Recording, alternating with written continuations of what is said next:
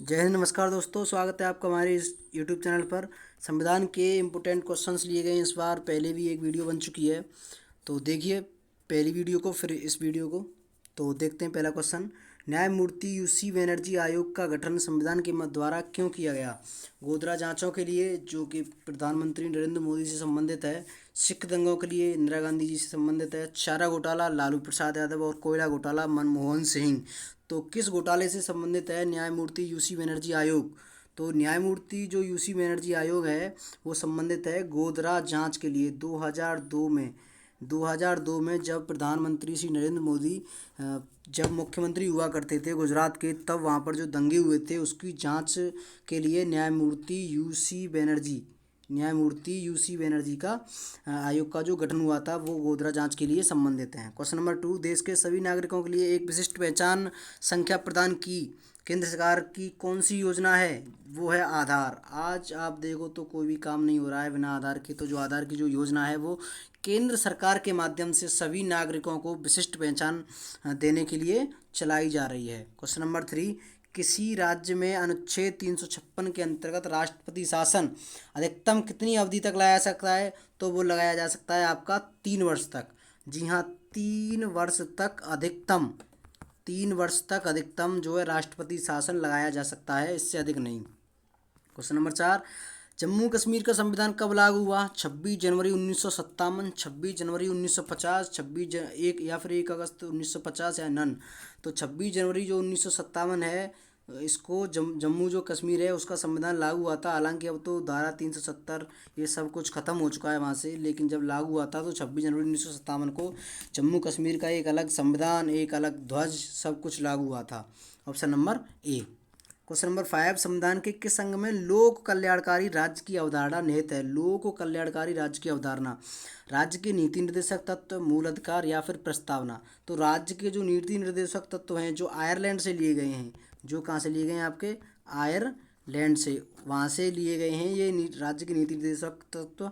इसी में को लोक कल्याणकारी राज्य की अवधारणा को स्पष्ट किया गया है। Option number A. Question number 6। संविधान का अनुच्छेद 360 में किसका प्रावधान है? संविधान के अनुच्छेद 360 में? वित्तीय आपात स्थिति का, वित्त आयोग का, या फिर भारत के अटॉर्नी जनरल का, या फिर नन।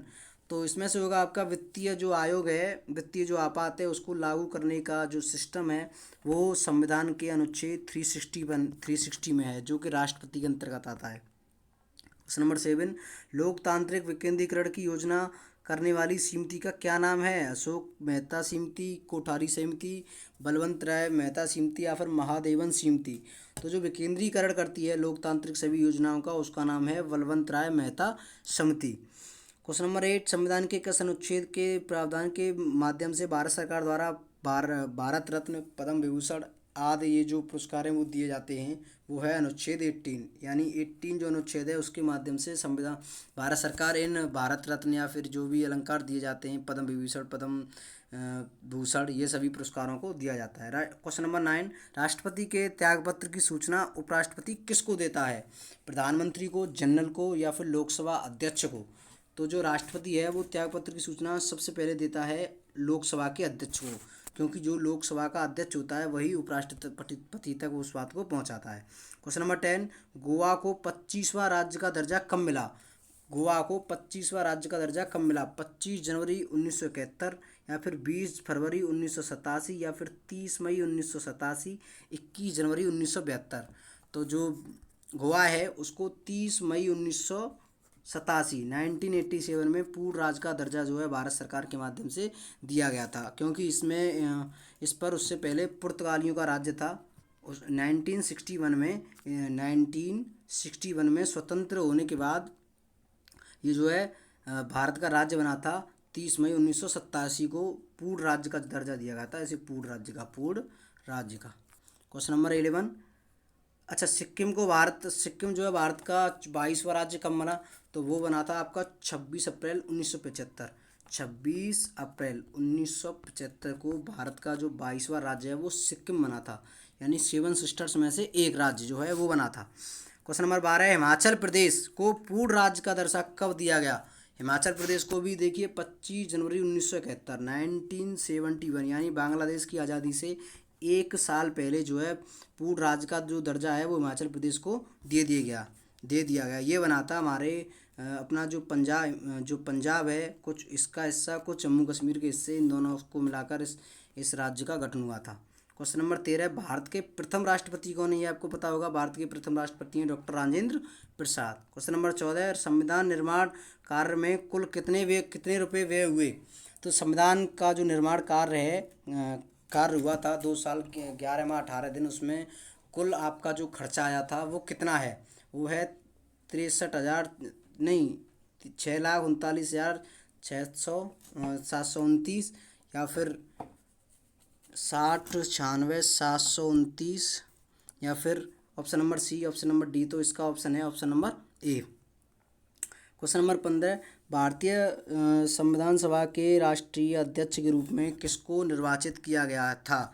राष्ट्रीय अध्यक्ष की जब अगर हम बात करते हैं तो वो होते हैं राजेंद्र प्रसाद। इनको ही राष्ट्रीय अध्यक्ष के रूप में जो है किया गया था। और जो अस्थाई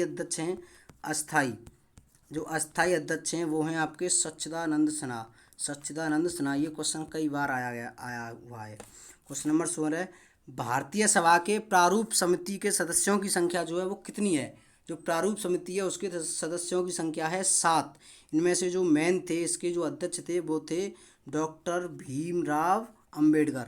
ये इस सभा के अध्यक्ष थे। इन्होंने ही प्रारूप जो बनाया था संविधान का वो यही थे। संविधान सभा के प्रारूप समिति के अध्यक्ष अभी बताया है doctor Bhimrao Ambedkar. Question number 18, Bharat के प्रथम प्रमुख न्यायाधीश कौन थे? गणेश वासुदेव मावलकर, सरदार वल्लभ भाई पटेल, H.J. कानिया या नन? तो जो H.J. कानिया हैं वो भारत के प्रथम मुख्य न्यायाधीश हैं, यानी option number C. Question number 19, Lok Sabha के प्रथम अध्यक्ष कौन है? सरदार वल्लभ भाई पटेल, गणेश वासुदेव मावलकर या फिर H.J. कानिया? तो जो आपके गणेश वासुदेव मावलकर हैं, ऑप्शन नंबर सी, ये वो भारतीय लोकसभा के प्रथम अध्यक्ष हैं। क्वेश्चन नंबर 20, भारत का संविधान कितने समय में बनकर तैयार हुआ? 2 साल 11 माह 18 दिन, option number A is right. ठीक है। क्वेश्चन नंबर 21, इनमें से कौन सा मौलिक अधिकार नहीं है? देखिए, संपत्ति का जो अधिकार है वो पहले मौलिक अधिकार था, लेकिन इसको अब खत्म कर दिया गया है। ऑप्शन नंबर डी इज हमारा राइट आंसर।